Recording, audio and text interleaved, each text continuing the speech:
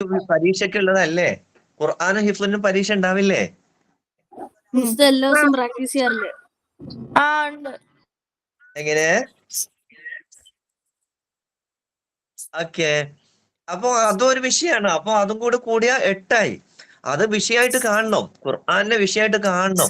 നമ്മൾ ഖുർആൻ ഒരു വിഷയം അല്ല എന്ന് കരുതിയാൽ ഖുർആനിലൂടെ നമുക്ക് കിട്ടേണ്ട ഒരുപാട് ബർക്കത്തുണ്ട്. അത് നമുക്ക് മിസ്സായി പോകും. അപ്പൊ ഖുർആൻ നമ്മുടെ ഒരു വിഷയമാണ്. അപ്പൊ ഖുർആൻ അടക്കം 8 വിഷയങ്ങളുണ്ട്. ശരി. 7ാം ക്ലാസ്സുകാർക്ക് എത്ര വിഷയങ്ങളുണ്ട്? 4. 7ാം ക്ലാസ്സുകാർക്ക് 4 ഉള്ളൂ.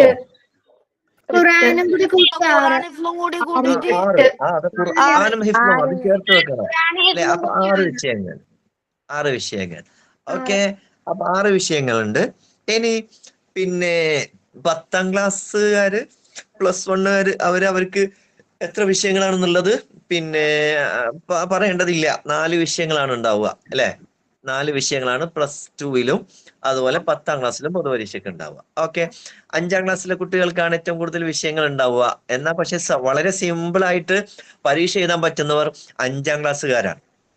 വളരെ സിമ്പിൾ ആയിട്ട് ഇവിടെ കൂടിയതിൽ ഏറ്റവും ഈസി ആയിട്ട് പരീക്ഷ എഴുതാൻ പറ്റുന്നവര് 5ാം ക്ലാസ്സുകാരാണ്. അത് കഴിഞ്ഞ് പിന്നെ ഈസി ആയിട്ടുള്ളത് 7ാം ക്ലാസ്സുകാർക്കായിരിക്കും. ഓക്കെ. ഇൻഷാ അല്ലാഹ് വളരെ ഈസി ആയിട്ട് പരീക്ഷ എഴുതാൻ പറ്റും. Okay.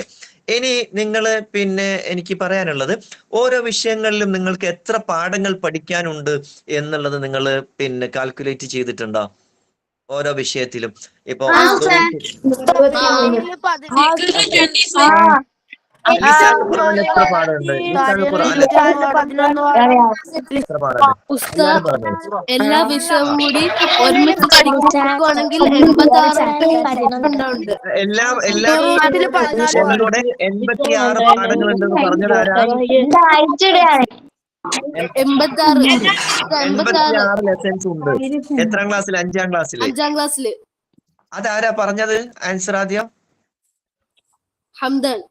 Hamdan. Very good Hamdan. Well done. മാഷാ അല്ലാഹ്.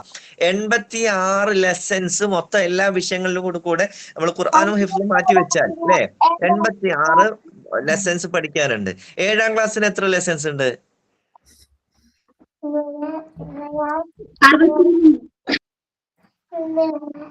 ഇതറിയാന്നുള്ളതാണ് വളരെ പ്രധാനം.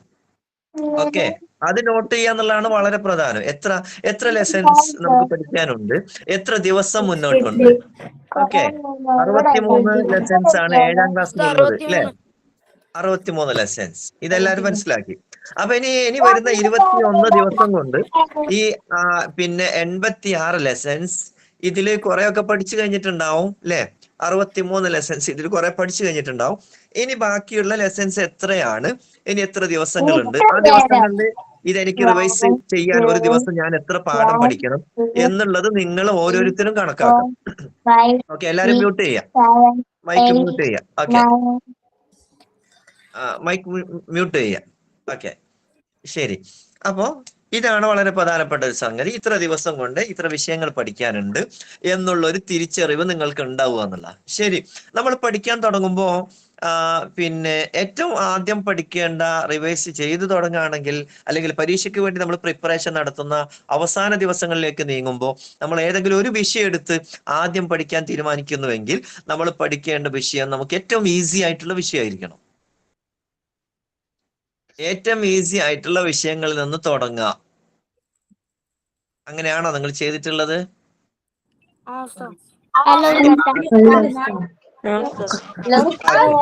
ഈസിയായ വിഷയങ്ങളിൽ ഈസിയായി തുടങ്ങുക. ഏറ്റവും ഈസി ആയിട്ടുള്ള വിഷയം ഏതാ? നിങ്ങൾ പറയും. ഏറ്റവും ഈസി ആയിട്ടുള്ള വിഷയം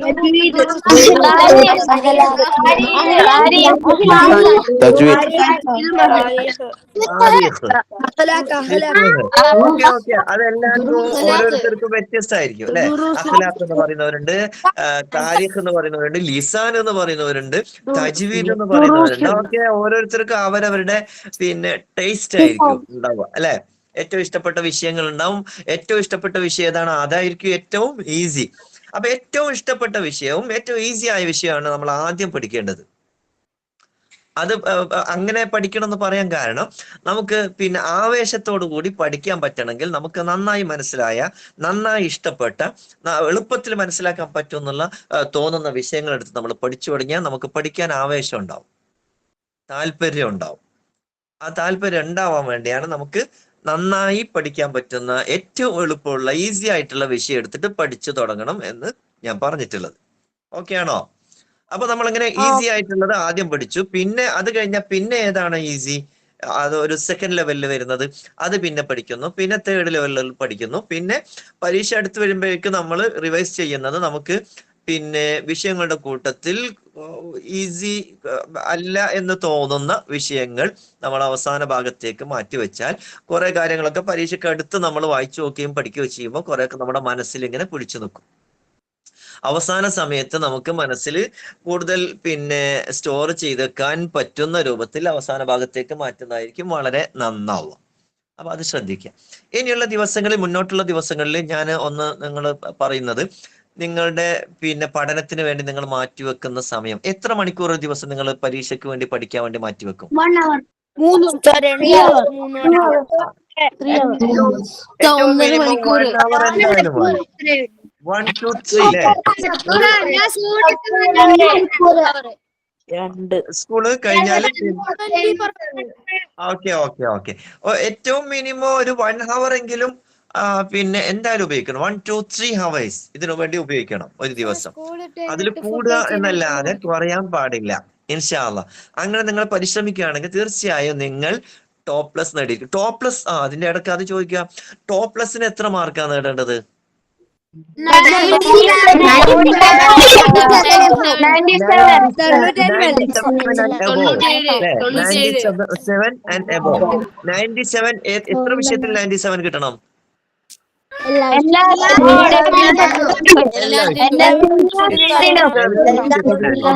ഓക്കെ, ശരി. Okay, very good. അപ്പൊ 97 കിട്ടിക്കഴിഞ്ഞാൽ നിങ്ങൾക്ക് പിന്നെ ടോപ്പ് പ്ലസ് നേടാൻ പറ്റും. അള്ളാഹു തൗഫീഖ് തരട്ടെ.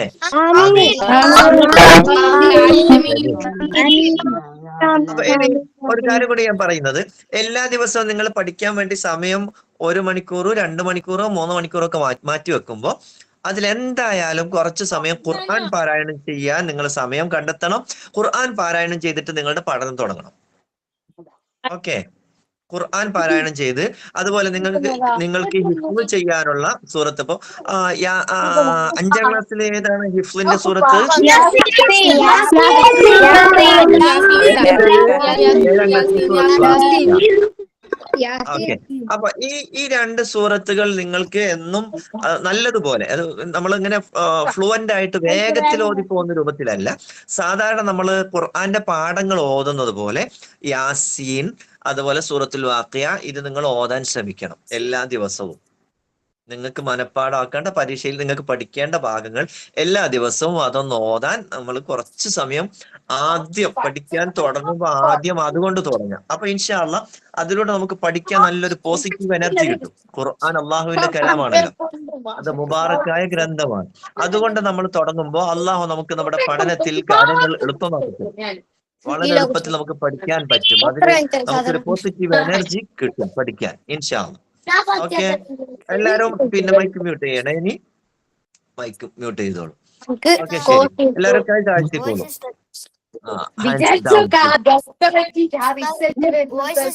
എല്ലാവരും ഒന്ന് മൈക്ക് മ്യൂട്ട് ചെയ്യാം. ആരാണ് സംസാരിക്കുന്നത്? ഓക്കെ,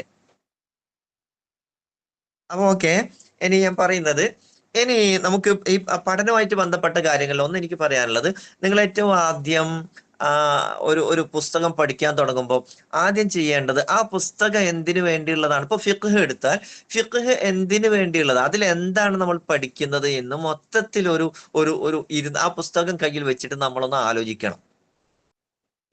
ഈ പുസ്തകത്തിൽ ഇപ്പൊ താരീഖ് എടുത്താൽ താരീഖിൽ എന്താണ് പഠിക്കുക? അപ്പൊ ചരിത്രം, അതില് പിന്നെ താരീഖില് നമ്മൾ പഠിക്കുന്ന ചരിത്രങ്ങൾ റസൂലുള്ളാഹി സ്വല്ലല്ലാഹു അലൈഹി വസല്ലം തങ്ങളുടെ ചരിത്രങ്ങൾ, അല്ലെങ്കിൽ സ്വഹാബത്തിന്റെ ചരിത്രങ്ങൾ, ഖലീഫമാരുടെ ചരിത്രങ്ങൾ, ഇമാമിങ്ങളുടെ ചരിത്രങ്ങൾ, ഇങ്ങനെയുള്ള ചരിത്രങ്ങൾ, അല്ലെങ്കിൽ പിന്നെ നമ്മുടെ ഇസ്ലാമിക ചരിത്രത്തിൽ നടന്ന വളരെ പ്രധാനപ്പെട്ട ഏറ്റുമുട്ടലുകൾ, അങ്ങനെയുള്ള സംഗതികൾ. അപ്പൊ ഇതാണ് താരീഖിൽ പഠിക്കാനുള്ളത്. ഫോർ എക്സാമ്പിൾ പറഞ്ഞാൽ, ഇതുപോലെ നമ്മളൊരു പുസ്തകം എടുത്ത് പഠിക്കാൻ തുടങ്ങുമ്പോൾ ആദ്യം അതിൽ എന്താണ് നമ്മൾ പഠിക്കുന്നത്? ഇപ്പോ അഖ്ലാഖ് ആണെങ്കിൽ അഖ്ലാഖിൽ നമ്മൾ സാധാരണയായിട്ട് ജീവിതത്തിൽ പാലിക്കേണ്ട ഡിസിപ്ലിനുകളാണ് നമ്മൾ പിന്നെ അഖ്ലാഖിൽ പഠിക്കുന്നത്. നമ്മൾ പാലിക്കേണ്ട മര്യാദകൾ, ആദാബുകൾ, പെരുമാറ്റ രീതികൾ, ഇതൊക്കെയാണ്. അപ്പൊ അങ്ങനെ ഒരു ഒരു ഒരു ധാരണ ഉണ്ടാക്കുക നമ്മളത് പഠിച്ചു തുടങ്ങുന്നതിന് മുമ്പ്.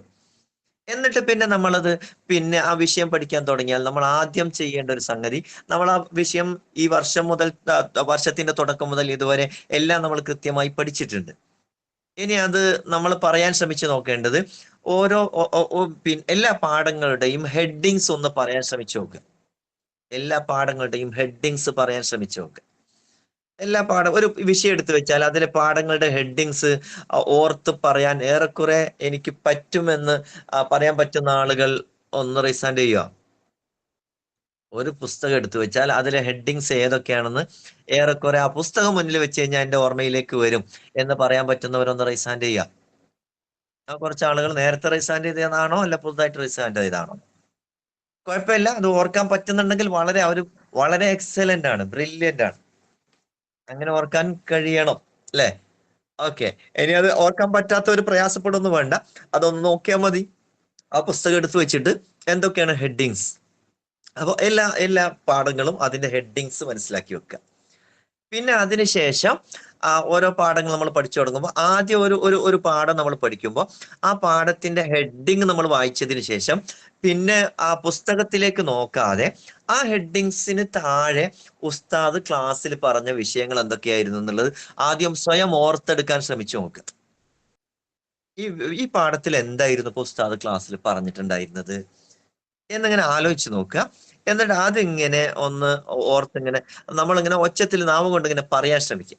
മനസ്സിൽ ഓർക്കൽ മാത്രമല്ല, അതിങ്ങനെ നമ്മൾ പിന്നെ കൈകൊണ്ട് എണ്ണീട്ടോ അല്ലെങ്കിൽ എന്തെങ്കിലുമൊക്കെ നമ്മൾ ആക്ഷൻ കാണിച്ചിട്ടോ അതിങ്ങനെ നമ്മൾ പറഞ്ഞു നോക്കുക. നമുക്ക് മനസ്സിലാവുന്നുണ്ടോ? ഇങ്ങനെ ചെയ്തു നോക്കുക. പിന്നെ അതിനുശേഷം പിന്നെ നമ്മൾ ആ പാഠം ഒന്ന് വായിച്ചു നോക്കുക. എന്നിട്ട് നമ്മൾ നേരത്തെ ഓർത്തെടുത്ത് നമ്മൾ പിന്നെ മനസ്സിലേക്ക് വന്ന കാര്യങ്ങൾ, പ്രധാനപ്പെട്ട കാര്യങ്ങൾ, നമ്മൾ നേരത്തെ ഓർത്തതെല്ലാം അത് അങ്ങനെ തന്നെ അല്ലേ എന്നുള്ള ഉറപ്പ് വരുത്തുക. അതിനപ്പുറത്തേക്ക് പുതുതായിട്ട് നമ്മൾ ഓർത്ത് വെക്കേണ്ട കാര്യങ്ങൾ നമ്മളൊന്ന് പിന്നെ അണ്ടർലൈൻ ചെയ്യുകയോ മാർക്ക് ചെയ്യുകയോ ഒക്കെ ചെയ്യാം. പിന്നെ പ്രധാനപ്പെട്ട കാര്യങ്ങൾ ഇപ്പൊ താരീഖിലൊക്കെ ആണെങ്കിൽ ചില ഡേറ്റുകള്, എണ്ണങ്ങള്, പിന്നെ വർഷങ്ങൾ, അങ്ങനെയുള്ള സംഗതികളൊക്കെ ഉണ്ടാവും. അത് നമുക്ക് പറ്റെങ്കിൽ ഒരു മൈൻഡ് മാപ്പിംഗ് അല്ലെങ്കിൽ ഒരു ഡയഗ്രാം പോലെ ഒരു ഒരു ഒരു പേപ്പറിൽ വരച്ചു വെക്കുക. ഡയഗ്രാം പോലെ. ഉദാഹരണത്തിന് ബദർ യുദ്ധത്തെ കുറിച്ചുള്ള പാഠമുണ്ട് നമുക്ക് എങ്കിൽ നമ്മൾ ആ ബദർ യുദ്ധം എന്ന് നമ്മൾ പിന്നെ മിഡിലില് ഒരു സർക്കിള് നമ്മൾ ബദർ യുദ്ധത്തിന് വേണ്ടി ബദർ യുദ്ധം എന്ന് കൊടുത്തു. പിന്നെ അതിനുശേഷം ആ ബദർ യുദ്ധം നടന്ന വർഷം, അതിൽ നിന്ന് ഒരു പോയിന്റ് മറ്റൊരു സർക്കിൾ കൊടുത്തിട്ട് നമ്മൾ പദസൂര്യൻ എന്നൊക്കെ പറയാറുണ്ട്. ഡയഗ്രാം എന്നൊക്കെ പറഞ്ഞാൽ മനസ്സിലാവുന്ന കരുതുന്നു നിങ്ങൾക്ക്. അപ്പൊ അതിലങ്ങനെ ഡയഗ്രാം ആയിട്ട് ഒരു ഭാഗത്ത് നമ്മൾ പുതിയൊരു സർക്കിൾ കണക്ട് ചെയ്തിട്ട് അതില് പിന്നെ ബദർ യുദ്ധം നടന്ന വർഷം, അത് നടന്ന മാസം, അതിൽ എത്ര മുസ്ലിമീങ്ങൾ പങ്കെടുത്തു, ശത്രുക്കളുടെ എണ്ണം എത്രയായിരുന്നു, അതിൽ എത്ര ആളുകൾ ഷഹീദായി, അതില് പിന്നെ ശത്രുക്കൾ എത്ര പേർ കൊല്ലപ്പെട്ടു, ഇങ്ങനെ തുടങ്ങിയിട്ടുള്ള നമ്പേഴ്സ് ആയിട്ടും പ്രധാന പോയിന്റ്സ് ആയിട്ടും അതിൽ നേതൃത്വം കൊടുത്ത അതിന്റെ നായകന്മാർ ആരൊക്കെ, അങ്ങനെയൊക്കെ ഉണ്ടെങ്കിൽ അതൊക്കെ ഒരു നോട്ട്സ് ആക്കിയിട്ട് ഇങ്ങനെ വേറൊരു ഒരു പേപ്പർ, അതിന് നമ്മൾ നമ്മുടെ നോട്ട് ബുക്കോ അല്ലെങ്കിൽ പ്രത്യേകമായിട്ട് ബുക്സോ പേപ്പേഴ്സോ വെച്ചിട്ട് അതിലങ്ങനെ അത് അടയാളപ്പെടുത്തി വെക്കാൻ ശ്രമിക്കുക. അത് നമ്മൾ അങ്ങനെ ചെയ്യുമ്പോൾ നമ്മുടെ മനസ്സിൽ ശരിക്കും അത് പതിഞ്ഞു നിൽക്കും. നമുക്ക് പരീക്ഷയുടെ സമയത്ത് അത് ഓർത്തെടുക്കാൻ എളുപ്പത്തിൽ സാധിക്കും. ഓക്കെ, റൈസ് ഹാൻഡ് ചെയ്തിട്ടുള്ള ആളുകളൊക്കെ ഹാൻഡ് ഡൗൺ ചെയ്യണം. കഴുത്താഴ്ച ഹാൻഡ്സ് ഡൗൺ പ്ലീസ്. ഇപ്പൊ ഉയർത്തേണ്ടതില്ല. ഓക്കെ, അപ്പൊ അങ്ങനെയാണ് നമ്മൾ പഠിക്കുന്ന സമയത്ത് പ്രത്യേകം ശ്രദ്ധിക്കേണ്ടത്. പിന്നെ എല്ലാ പാഠത്തിലും തദ്രീബാത്ത് ഉണ്ടാവും. ആ തദ്രീബാത്ത് നേരത്തെ നമ്മൾ എഴുതി നോക്കിയിട്ടൊക്കെ ഉണ്ടാവും, ഇല്ലേ? ആ കാര്യങ്ങളൊക്കെ ഒന്നുകൂടെ ശ്രദ്ധ കൊടുത്ത് നമ്മൾ പിന്നെ എഴുതിയത് വായിച്ചു നോക്കുക, അങ്ങനെയുള്ള കാര്യങ്ങളൊക്കെ ചെയ്യാം. ഇത് മൊത്തത്തിൽ പാഠങ്ങൾ പഠിക്കുന്നതിന് ഞാൻ പറഞ്ഞതാ. പിന്നെ ഒരു പ്രാവശ്യം നമ്മൾ വായിച്ചു നോക്കി അതിലുള്ള തദ്രീബാത്തൊക്കെ നോക്കിക്കഴിഞ്ഞാൽ പിന്നെ അത് അടച്ചു വെച്ചിട്ട് നേരത്തെ നമ്മൾ ചെയ്തതുപോലെ നമ്മൾ ആദ്യം ഓർത്തെടുക്കാൻ ശ്രമിച്ച കാര്യങ്ങളുണ്ടല്ലോ, ഉസ്താദ് എന്തായിരുന്നു ഇത് ക്ലാസ്സിൽ പറഞ്ഞു തന്നിട്ടുണ്ടായിരുന്നതെന്ന് നമ്മൾ നേരത്തെ ഓർത്തെടുത്തല്ലോ, അതുപോലെ രണ്ടാമത് ഇത് വായിച്ചിട്ട് ഇതിൽ നിന്ന് എനിക്ക് കിട്ടിയ പ്രധാന പോയിന്റ്സ് എന്താന്നുള്ളത് നമ്മൾ ഇങ്ങനെ അന്ന് പുസ്തക ആ പാഠം അടച്ചു വെച്ചിട്ട് ഒന്നുകൂടെ പറയാൻ ശ്രമിച്ചു നോക്കുക. ഇങ്ങനെ നമ്മൾ റിവൈസ് ചെയ്യുമ്പോൾ ഓരോ പാഠങ്ങളും പഠിക്കാൻ ശ്രമിച്ചു നോക്കിയാൽ തീർച്ചയായും എല്ലാം നമ്മുടെ മനസ്സിൽ, നമ്മുടെ ബ്രെയിനിൽ കൃത്യമായിട്ട് അത് പിന്നെ അങ്ങനെ തന്നെ കൊത്തിവെക്കപ്പെടും. ഇൻഷാ അല്ലാഹ് പരീക്ഷയിൽ അത് ഓരോന്നും വളരെ പെട്ടെന്ന് ഓർത്തെടുത്ത് നമുക്കത് ഉത്തരങ്ങൾ എഴുതാൻ കഴിയും. അപ്പൊ ഈ രൂപത്തിൽ നമ്മൾ പഠനത്തിന് ക്രമീകരിക്കും. ഒരു വിഷയം നമ്മൾ പഠിക്കാൻ തുടങ്ങിയാൽ എത്ര സമയം വരെ നമ്മൾ പഠനം തുടർച്ചയായി പഠനത്തിന് നമ്മൾ സമയം ഉപയോഗിക്കും? തുടർച്ചയായി ഉപയോഗിക്കേണ്ട സമയം എത്രയാണ്? 1, 2, 3 മണിക്കൂറൊക്കെ ഇരിക്കും. പക്ഷെ 1 മണിക്കൂർ, 2 മണിക്കൂർ, 3 മണിക്കൂർ ഒന്നും തുടർച്ചയായി ഒരേ ഇരുത്തത്തിൽ പഠിക്കാൻ പാടില്ല. അങ്ങനെയെങ്കിൽ എത്ര സമയമാണ് നമ്മൾ ഇരിക്കേണ്ടത്?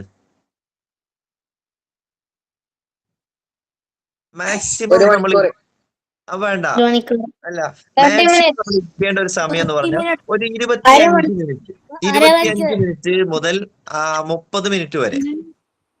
അത് കഴിഞ്ഞാൽ പിന്നെ ചെയ്യേണ്ടത് നമ്മൾ ഒന്ന് എഴുന്നേറ്റ് നിന്ന് വേറെ എന്തെങ്കിലും ഒരു സംഗതി ഒന്ന് ചെയ്ത് ഒന്ന് ഫ്രഷ് ആവണം, ഒരു റീഫ്രഷ് ആവും എന്ന് പറഞ്ഞാൽ പഠിച്ചുകൊണ്ടിരുന്ന ആ സംഗതി അവിടെ വെച്ചിട്ട് ജസ്റ്റ് ഒന്ന് നമ്മൾ പുറത്തു പോയി വരിക, അല്ലെങ്കിൽ പുറത്തു പോയി വരിക എന്ന് പറഞ്ഞാൽ ഇപ്പൊ ഞാൻ ഇവിടുത്തെ ഒരു ഇതിൽ പറഞ്ഞാണ്, നിങ്ങൾ UAE ഇപ്പൊ പുറത്തു പോകാന്നൊക്കെ പറഞ്ഞാൽ ഫ്ലാറ്റിൽ നിന്ന് പുറത്തു പോകുമ്പോഴൊക്കെ സമയം കൂടുതൽ എടുക്കും.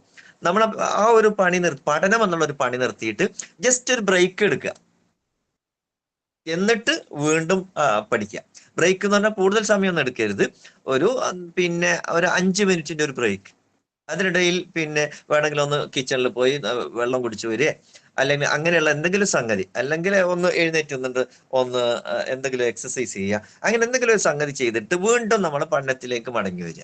എന്നിട്ട് അത് കഴിഞ്ഞിട്ട് വീണ്ടും ഒരു 25 മിനിറ്റ്, ആ 25 മിനിറ്റ് കഴിഞ്ഞാൽ വീണ്ടും നമ്മൾ ഇപ്പോൾ സ്കൂളിലോ അല്ലെങ്കിൽ മദ്രസയിലോ സ്കൂളിലോ സ്ഥാപനങ്ങളിലൊക്കെ പീരീഡ് ഉണ്ടാവൂലേ, അപ്പൊ നമ്മൾ നമ്മുടെ ഒരു പീരീഡ് ആയിട്ട് സെറ്റ് ചെയ്യുക, ഒരു 25 മിനിറ്റ് അല്ലെങ്കിൽ 30 മിനിറ്റിന്റെ പീരീഡ്. ആ 30 മിനിറ്റ് കഴിഞ്ഞാൽ നമ്മൾ ഒരു ബ്രേക്ക് എടുക്കും. ആ ബ്രേക്കിൽ എന്തെങ്കിലും ഒരു ആക്ടിവിറ്റി നമ്മൾ പഠനമല്ലാത്ത എന്തെങ്കിലും ഒരു ആക്ടിവിറ്റി ചെയ്യുന്നു, പിന്നെ തിരിച്ചു വരുന്നു, വീണ്ടും ഇതിലേക്ക് ഇരിക്കുന്നു. മൊബൈൽ എടുക്കാൻ പാടില്ല. ശരിക്ക് ഈ 21 ദിവസം, ഇനി ഇവിടുന്ന് അങ്ങോട്ടുള്ള 21 ദിവസം നമുക്ക് നോ മോർ ഡേയ്സ് ആയി മാറ്റണം. No more days. No more days എന്ന് പറഞ്ഞാൽ മനസ്സിലായോ? No more days, no mobile days. Mobile ഇല്ലാത്ത ദിവസങ്ങളായി മാറണം. നോ മോർ ഡിവൈസ് എന്നല്ല, നോ മൊബൈൽ ഡേയ്സ്, മൊബൈൽ ഇല്ലാത്ത ദിനങ്ങൾ. അപ്പോ മൊബൈൽ നമ്മൾ ഗെയിം കളിക്കാനോ അങ്ങനെയുള്ള കാര്യങ്ങൾക്കോ ഒക്കെ ഒരു പക്ഷെ ഉപയോഗിക്കുന്നുണ്ടാവാം, പക്ഷെ ഈ സമയത്ത് നമ്മൾ അത് ചെയ്യരുത്. അത് തൽക്കാലം നമ്മൾ ശക്തമായിട്ട് നമ്മുടെ ബ്രെയിനിന് നമ്മൾ നിർദ്ദേശം കൊടുക്കുക.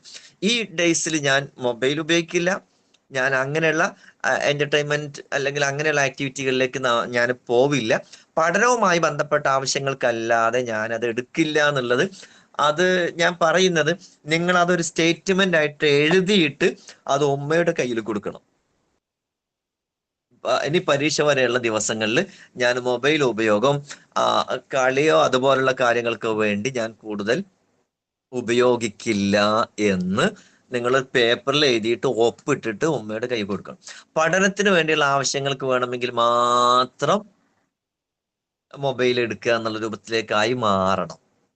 അതിന് പറ്റില്ലേ? നമ്മൾ തീരുമാനിച്ചാൽ പറ്റും ഇൻഷാ അല്ലാഹ്. അള്ളാഹു തൗഫീഖ് തരട്ടെ. അത് തീരുമാനിച്ചു കഴിഞ്ഞാൽ ഒന്ന്, ഈ മൊബൈൽ കൂടുതൽ ഉപയോഗിക്കുമ്പോൾ നമ്മുടെ തലച്ചോറ് വേറെ എൻഗേജ്ഡ് ആവുകയാണ്. അപ്പൊ അതുകൊണ്ട് നമുക്ക് ഇപ്പം നമ്മുടെ പ്രധാനപ്പെട്ട ഗെയിം എന്ന് പറയുന്നതും പ്രധാനപ്പെട്ട എന്റർടൈൻമെന്റ് എന്ന് പറയുന്നത് പരീക്ഷയ്ക്ക് വേണ്ടി പഠിക്കുക എന്നുള്ളതാണ്. പരീക്ഷയ്ക്ക് വേണ്ടിയുള്ള പ്രിപ്പറേഷൻ എന്നുള്ളതാണ്. അപ്പൊ ഇതാണ് ഇപ്പോൾ എൻ്റെ ആവേശം, എനിക്ക് ജോഷ് നൽകുന്ന സംഗതി, എനിക്ക് എനർജി നൽകുന്ന സംഗതി, എന്നെ എനർജറ്റിക് ആക്കുന്നത് ഇതാണ് എന്ന് നമ്മൾ സ്വയം നമ്മുടെ തലച്ചോറിനോട് പറയണം, നമ്മുടെ മനസ്സിനോട് പറയണം, ബുദ്ധിയോട് പറയണം. എന്നിട്ട് നമ്മൾ അങ്ങനെ തീരുമാനം എടുക്കണം. നിങ്ങൾ റെഡിയാണോ അങ്ങനെ തീരുമാനം എടുക്കാൻ? ഇൻഷാ അല്ലാഹ്, അള്ളാഹു തൗഫീഖ് തരട്ടെ. അപ്പൊ അങ്ങനെ നിങ്ങൾ ആ സമയം, പഠിക്കുന്ന സമയം, കാര്യങ്ങളൊക്കെ അങ്ങനെ ക്രമീകരിച്ചുകൊണ്ട് പഠിക്കാൻ ശ്രമിക്കുക. പിന്നെ പറയാനുള്ളത്, നിങ്ങൾക്ക് ഈ പാഠഭാഗത്ത് നിങ്ങൾക്ക് വരുന്ന ഈ ദിക്റുകൾ, ദുആകൾ, ഹദീസുകൾ, അങ്ങനെയുള്ള സംഗതികളൊക്കെ നിങ്ങൾ ഒന്ന് എഴുതി പഠിക്കാൻ ശ്രമിക്കണം. മനസ്സിലായോ പറഞ്ഞത്? ഉദാഹരണത്തിന് അത്തഹയ്യാത്ത്, അല്ലെങ്കിൽ പിന്നെ മയ്യത്ത് നിസ്കാരത്തിൽ ചൊല്ലുന്ന പിന്നെ ദുആ, അല്ലെങ്കിൽ ഇബ്രാഹിമി സ്വലാത്ത്, അല്ലെങ്കിൽ നിസ്കാരത്തിന്റെ ശേഷമുള്ള ദിക്റുകൾ, അല്ലെ? ഇങ്ങനെയുള്ള സംഗതികളൊക്കെ ഉണ്ടാവും. അതൊക്കെ എന്ത് ചെയ്യുക, ഒന്ന് എഴുതി നമ്മളൊന്ന് പ്രാക്ടീസ് ചെയ്യുക. പരീക്ഷയിൽ അത് വന്നാൽ അത് അക്ഷരത്തെറ്റില്ലാതെ പുസ്തകത്തിലുള്ളത് പോലെ തന്നെ നമുക്ക് എഴുതാൻ കഴിയണം. അതിനെ പറ്റുന്ന രൂപത്തിൽ നമ്മൾ പ്രാക്ടീസ് ചെയ്യുക. നമ്മളിപ്പോ പഠിക്കുന്ന കാര്യങ്ങളെ കുറിച്ചാണ് പറഞ്ഞത്. നിങ്ങൾ റിവൈസ് ചെയ്തുകൊണ്ടിരിക്കുന്നു, ഇത്ര സമയം നിങ്ങൾ ഉപയോഗപ്പെടുത്തിക്കൊണ്ടിരിക്കുന്നു. മാഷാ അല്ലാഹ്, സ്മാർട്ട് ബോയ്സ് ആൻഡ് ഗേൾസ്, അൽഹംദുലില്ലാഹ്. പക്ഷെ ഇതൊക്കെ നമ്മൾ പഠിച്ചിട്ടും നമുക്ക് പരീക്ഷയ്ക്ക് അത് എങ്ങനെയാണ് എഴുതേണ്ടത്, പ്രസന്റ് ചെയ്യേണ്ടത് എന്ന സ്കില്ല് നമുക്ക് ഇല്ലെങ്കിൽ പിന്നെ ഇതൊന്നും പഠിച്ചിട്ട് കാര്യമില്ലല്ലോ. പഠിച്ചിട്ട് കാര്യമില്ലല്ലോ എന്ന് പറഞ്ഞാൽ ഇത് പരീക്ഷയിൽ നമുക്ക് ഉപകരിക്കുമോ? ഇല്ല. അപ്പൊ എഴുതാൻ അറിയാന്നുള്ളത് വളരെ പ്രധാനപ്പെട്ട സംഗതിയാണ്. അപ്പൊ അത് നിങ്ങൾ കാര്യമായിട്ട് അതിനുള്ള കഴിവ്, സ്കില്ല് ഉണ്ടാക്കാൻ പ്രധാനപ്പെട്ട കാര്യങ്ങൾ നിങ്ങൾ എഴുതണം. ഇനി നേരത്തെ ഞാൻ പറഞ്ഞ ഒരു സംഗതി കൂടി പറയാം. നേരമുണ്ടെങ്കിൽ, ടൈം ഉണ്ടെങ്കിൽ, നമ്മൾ നേരത്തെ പറഞ്ഞല്ലോ, ഇത് ഒരു പാഠം വായിച്ചു നോക്കി പിന്നെ അത് കഴിഞ്ഞാൽ അത് അടച്ചു വെച്ച് ആ പാഠത്തിലെ കാര്യങ്ങളൊന്ന് സ്വയം ഓർത്തെടുക്കാൻ ശ്രമിച്ചു നോക്കാന്ന് പറഞ്ഞല്ലോ. ഈ ഓർത്തെടുക്കുന്നത് വേണമെങ്കിൽ നിങ്ങൾ അത് അങ്ങനെ തന്നെ, ഇപ്പൊ നമ്മൾ പിന്നെ പുസ്തകങ്ങൾ ഇപ്പൊ അറബിയിലോ അല്ലെങ്കിൽ അറബി മലയാളത്തിലോ ഉള്ളതാണെങ്കിൽ അത് അറബി മലയാളത്തിൽ തന്നെ ആ ഓർത്തെടുക്കുന്ന പ്രധാന പോയിന്റ്സ് ഈ ബുള്ളറ്റ് പോയിന്റ് ഇട്ടിട്ട് അത് അങ്ങനെ തന്നെ എഴുതാൻ ശ്രമിച്ചു നോക്കുക, എഴുതി വെക്കാൻ ശ്രമിച്ചു നോക്കുക. എന്നാൽ അത് നമുക്ക് പരീക്ഷയുടെ അടുത്ത ദിവസങ്ങളിൽ പിന്നെ അടുത്ത പരീക്ഷയ്ക്ക് പോകുന്നതിന് മുമ്പോ അല്ലെങ്കിൽ തലേ ദിവസങ്ങളിലൊക്കെ അത് ജസ്റ്റ് അതൊന്ന് എടുത്തു നോക്കിയാൽ ആ പ്രധാന പോയിന്റ്സ് നമുക്ക് പെട്ടെന്ന് ഓർത്തെടുക്കാൻ കഴിയും. ഒന്നുകൂടെ അത് മനസ്സിൽ ഉറപ്പിക്കാൻ പറ്റും. അപ്പൊ അങ്ങനെ ചെയ്യാൻ പറ്റുകയാണെങ്കിൽ അങ്ങനെ ചെയ്യാനും ശ്രമിക്കാം. ശരി, നമ്മൾ സമയം കഴിയാൻ പോവുകയാണ്. അതിനു മുമ്പ് നമ്മൾ പരീക്ഷയ്ക്ക് വേണ്ടിയുള്ള ബാക്കിയുള്ള പ്രിപ്പറേഷനുകളെ കുറിച്ച് കൂടി ഞാനൊന്ന് പിന്നെ പറയാം. ഒന്ന് വേണ്ടത്, ഈ കാര്യത്തിൽ ഒരു പേടിയും പാടില്ല, പേടിക്കേണ്ടതില്ല. ഇത് ഒരുപാട് ആളുകൾ എഴുതുന്നുണ്ട് പരീക്ഷ, ആ കൂട്ടത്തിൽ നമ്മളും എഴുതുന്നു. ഈ പരീക്ഷ എന്ന് പറയുന്നത് ഒന്ന് നമ്മൾ പരിശ്രമിച്ച് ജയിക്കേണ്ട സംഗതി തന്നെയാണ്, പരിശ്രമിച്ച് പഠിച്ച് ജയിക്കേണ്ട സംഗതി തന്നെയാണ്, അല്ലേ? എന്നാൽ പരീക്ഷ എന്ന് പറയുന്നത് പരീക്ഷയോടുകൂടി, പിന്നെ ഞാനത് അങ്ങനെ പറയുമ്പോൾ നിങ്ങൾ അത് നെഗറ്റീവായിട്ട് എടുക്കുകയും ചെയ്യരുത്. പരീക്ഷയോടുകൂടി നമ്മൾ ലോകം അവസാനിക്കാൻ പോകുന്നൊന്നുമില്ല. ഇതിനു ശേഷവും പരീക്ഷകൾ ഉണ്ടാവും, ഇതിനു ശേഷവും ലോകം മുന്നോട്ട് പോകും, ഇതിനു ശേഷവും നമ്മൾ ജീവിക്കും, ഇതിനു ശേഷവും നമ്മൾ പഠിക്കും, മുന്നോട്ട് പോകും, അല്ലെ? അപ്പോ വലിയൊരു ഭയം നമ്മുടെ ഉള്ളിൽ ഇങ്ങനെ കൊണ്ടു നടന്നാൽ പിന്നെ പഠിക്കാൻ നമുക്ക് വേണ്ടതുപോലെ കോൺസെൻട്രേഷൻ കിട്ടില്ല, ഏകാഗ്രത കിട്ടില്ല, വിഷയങ്ങളിലേക്ക് നമുക്ക് വേണ്ടതുപോലെ ശ്രദ്ധ കിട്ടില്ല. അപ്പൊ അതുകൊണ്ട് ഒട്ടും പേടിക്കേണ്ടതില്ല. പേടിക്കാതെ വളരെ സിമ്പിളായിട്ട് ധൈര്യമായിട്ട് നമുക്ക് എഴുതാൻ പറ്റും. ഓക്കെ, ഇൻഷാ അല്ലാഹ്. അള്ളാഹു അതിന് നിങ്ങൾക്ക് തൗഫീഖ് തരട്ടെ, ഇൻഷാ അല്ലാഹ്. പിന്നെ നമ്മൾ പരീക്ഷ എഴുതുന്നതുമായി ബന്ധപ്പെട്ട് പറയാനുള്ള ഒരു സംഗതി, പരീക്ഷയിൽ നിങ്ങൾ എഴുത്ത് എന്നുള്ളത് വളരെ പ്രധാനമാണ്. നമ്മൾ ഈ മദ്രസയിലെ പൊതുപരീക്ഷയിൽ നമുക്കുള്ളൊരു ഈസിനെസ് എന്ന് പറയുന്നത് വളരെ കുറച്ചേ എഴുതാനുണ്ടാവും എന്നുള്ളതാണ്, അല്ലെ? നിങ്ങൾ ഇതിനു മുമ്പ് പരീക്ഷ എഴുതിയിട്ടില്ലേ? കുറെ പിന്നെ മോഡൽ എക്സാം അറ്റൻഡ് ചെയ്തോ? മോഡൽ എക്സാം അറ്റൻഡ് ചെയ്തോ?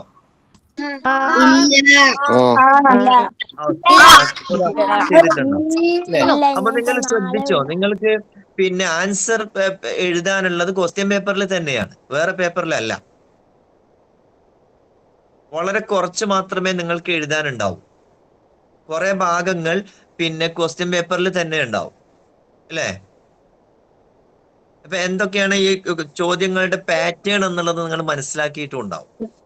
ആദ്യത്തെ ചോദ്യം പിന്നെ ഇപ്പോ ബ്രാക്കറ്റിൽ ചില ഓപ്ഷൻസ് കൊടുത്തിരിക്കുന്നു. ആ ഓപ്ഷൻ തിരഞ്ഞെടുത്ത് ഫില്ല് ചെയ്യാനുള്ള ചില ചോദ്യങ്ങൾ, ഉത്തരം ഒറ്റ വാക്കിൽ ഉത്തരം എഴുതാനുള്ള ചോദ്യങ്ങൾ, പൂരിപ്പിക്കാനുള്ള ചോദ്യങ്ങൾ, ഫില്ലപ്പ് ചെയ്യാനുള്ള ചോദ്യങ്ങൾ, അതുപോലെ ശരി ഉത്തരം കണ്ടെത്താനുള്ള ചോദ്യങ്ങൾ. ഉയർന്ന ക്ലാസ്സിലാണെങ്കിൽ ചിലപ്പോൾ ചില പിന്നെ ഹദീസുകളുടെ അർത്ഥം എഴുതാൻ, അങ്ങനെയുള്ള സംഗതികളൊക്കെയാണ് ചോദ്യത്തിൽ വരിക, അല്ലെ?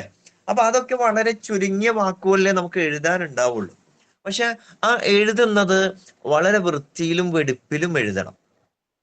നിങ്ങളുടെ പരീക്ഷയുടെ പേപ്പർ നോക്കുന്നത് നിങ്ങളുടെ ഉസ്താദുമാരാവില്ല. നമ്മൾ പറഞ്ഞല്ലോ 3 ലക്ഷത്തോളം വരുന്ന കുട്ടികൾ പരീക്ഷ എഴുതുമെന്ന് പറഞ്ഞാൽ ഈ പരീക്ഷ കഴിഞ്ഞതിന്റെ അടുത്ത ദിവസം തന്നെ ഈ പേപ്പറുകളെല്ലാം പെട്ടെന്ന് അതിന്റെ ഒരു പ്രത്യേകമായ കേന്ദ്രത്തിലേക്ക് മാറ്റിയിട്ട് അവിടെ വെച്ച് വേറെ എല്ലാ മദ്രസിലെയും ഉസ്താദുമാർ അവിടെ വന്നിരുന്ന് ആ ഉസ്താദുമാർ ഒന്നിച്ചായിരിക്കും സെൻട്രലൈസ്ഡ് ആയിട്ട് പ്രത്യേക സംവിധാനത്തിൽ ഇരുന്ന് നിങ്ങളുടെ പേപ്പറുകൾ ചെക്ക് ചെയ്യുക. അപ്പൊ നിങ്ങളുടെ പേപ്പർ നോക്കുന്നത് നിങ്ങളുടെ ഉസ്താദുമാരായിരിക്കില്ല, വേറെ ഉസ്താദുമാരായിരിക്കും. അപ്പൊ അവരത് എടുത്തു നോക്കുമ്പോൾ അവരാദ്യം ആ പേപ്പർ എടുത്ത് കയ്യിൽ എടുത്താൽ തന്നെ അവരാദ്യം നോക്കുക ഇത് പെട്ടെന്ന് വായിച്ച് മനസ്സിലാക്കി മാർക്കിട്ട് പോകാൻ പറ്റുന്ന പേപ്പറാണോ എന്നാണ് അവർ നോക്കുക. എപ്പോഴാണ് ഒരു പേപ്പർ വളരെ പെട്ടെന്ന് വായിച്ച് മാർക്കിടാൻ പറ്റുക? അത് നല്ല വൃത്തിയായിട്ട് എഴുതിയിട്ടുണ്ടെങ്കിൽ, നല്ല ഭംഗിയിൽ എഴുതിയിട്ടുണ്ടെങ്കിൽ. അപ്പൊ ആദ്യത്തെ ചോദ്യങ്ങൾ തന്നെ നോക്കുമ്പോൾ നല്ല വൃത്തിയും വെടിപ്പുള്ളതാണെങ്കിൽ അവർക്ക് നല്ല ആശ്വാസമാവും, അവരുടെ മനസ്സ് പോസിറ്റീവ് ആവും ഉസ്താദുമാർ. അപ്പൊ അവർക്ക് അവരുടെ പേനയിൽ നിന്ന് പെട്ടെന്ന് നല്ല മാർക്കുകൾ ഇങ്ങനെ വീഴും, ടിക്ക് ഇങ്ങനെ ഇട്ട് പോകും, പെട്ടെന്ന് അവർക്ക് ശരിയിടാൻ പറ്റും. എന്നാൽ നമ്മൾ ഒരു പേപ്പർ എടുത്തു നോക്കിയിട്ട് അതിൽ ആദ്യത്തെ ലൈനിൽ എഴുതിയ ആൻസർ എന്നെ വായിക്കാൻ കിട്ടുന്നില്ല, വായിക്കാൻ പ്രയാസം, എന്ത് അക്ഷരങ്ങൾ എഴുതിയെന്ന് മനസ്സിലാവുന്നില്ലെങ്കിൽ അതോടുകൂടി അവരുടെ മൈൻഡ് ഒരു നെഗറ്റീവ് മൂഡിലേക്ക് മാറും. പേപ്പർ നോക്കുന്ന ഉസ്താദുമാരുടെ മൂഡ് നെഗറ്റീവായി മാറും. അത് അങ്ങനെ ആയി മാറിക്കഴിഞ്ഞാൽ പിന്നെ അവരുടെ പേനയിൽ നിന്ന് മാർക്ക് കൃത്യമായി വേണ്ടതുപോലെ വീഴാൻ പ്രയാസമായിരിക്കും. അപ്പൊ ഏറ്റവും ആദ്യം വേണ്ടത് നമ്മൾ എഴുതുന്നത് വളരെ വൃത്തിയിൽ എഴുതണം. നമുക്ക് പരീക്ഷയ്ക്ക് 2 മണിക്കൂറാ സമയം ഉണ്ടാവുക. എന്നാൽ ഏറെക്കുറെ നമുക്കുള്ള പരീക്ഷയ്ക്ക് എഴുതാനുള്ളത് 2 മണിക്കൂർ എഴുതാൻ മാത്രം ഒന്നും ഉണ്ടാവില്ല. ശരിക്കും 2 മണിക്കൂർ എഴുതാൻ മാത്രം ഉള്ളതൊന്നും ഉണ്ടാവില്ല. എന്നാലും നമ്മളത് ആ ഒരു സമയം പൂർണ്ണമായി നമ്മൾ ഉപയോഗപ്പെടുത്താൻ നമ്മൾ ശ്രമിക്കണം. അപ്പം എഴുത്ത് മോശമുള്ളവർ തന്നെ ഒന്നുകൂടെ അത് വ്യക്തമാക്കി അക്ഷരങ്ങൾ കൃത്യമാക്കി കൃത്യമായി അകലം പാലിച്ച് ആ ലൈന് എവിടെയാണോ എഴുതാൻ വേണ്ടിയുള്ള ലൈന് സ്പേസ് വിട്ടിട്ടുള്ളത് ആ സ്പേസിൽ അത് കൃത്യമായി എഴുതാൻ ശ്രമിക്കുക എന്നുള്ളതാണ്. പിന്നെ പരീക്ഷ ദിവസം നിങ്ങൾ ചെയ്യേണ്ട ചില കാര്യങ്ങൾ കൂടി ഞാൻ പറയാം. പരീക്ഷ ദിവസം നിങ്ങൾ ചെയ്യേണ്ടത് അന്ന് കൂടുതൽ പഠിക്കാൻ സമയം കണ്ടെത്തുക എന്നുള്ളതല്ല. നമ്മൾ അതിന്റെ മുമ്പ് കുറെ കാര്യങ്ങൾ പഠിച്ചിട്ടുണ്ട്. നേരത്തെ നമ്മൾ സൂചിപ്പിച്ചതുപോലെ കുറെ കാര്യങ്ങൾ നമ്മൾ നോട്ട് ചെയ്ത് വെച്ചിട്ടുണ്ട്. ആ കാര്യങ്ങളൊക്കെ ഒന്ന് എടുത്തു നോക്കുക, റിവൈസ് ചെയ്യുക. ഇങ്ങനെയുള്ള സംഗതികളാണ് പരീക്ഷയുടെ ദിവസം നമ്മൾ വളരെ ചെറിയ സമയം ഉപയോഗപ്പെടുത്തി ചെയ്യാനുള്ളത്.